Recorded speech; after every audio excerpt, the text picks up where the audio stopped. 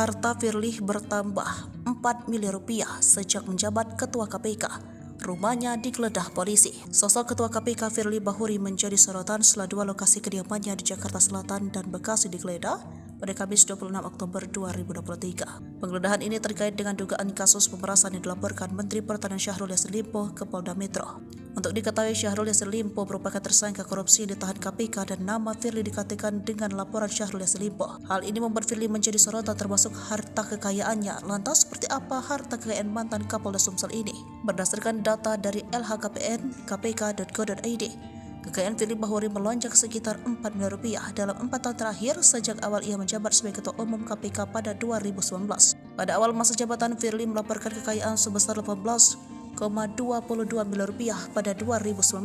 Kemudian di tahun-tahun berikutnya, kekayaan Firly meningkat cukup signifikan. Kemudian berdasarkan data terbaru, Firly tercatat memiliki kekayaan 22,86 miliar rupiah pada 2022.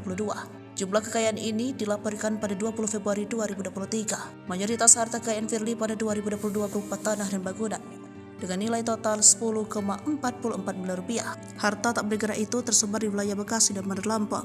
Mantan ajudan Wakil Presiden RI Budiono juga memiliki sejumlah alat transportasi seperti motor Honda Vario, Yamaha NMAX, mobil Toyota Innova, Toyota Camry, dan Toyota LC 200. Total aset tersebut mencapai 1,75 miliar rupiah. Pensiunan Polisi Jenderal Bintang 3 ini memiliki kas setara kas sebesar 10,66 miliar rupiah dan tercatat tak memiliki utang.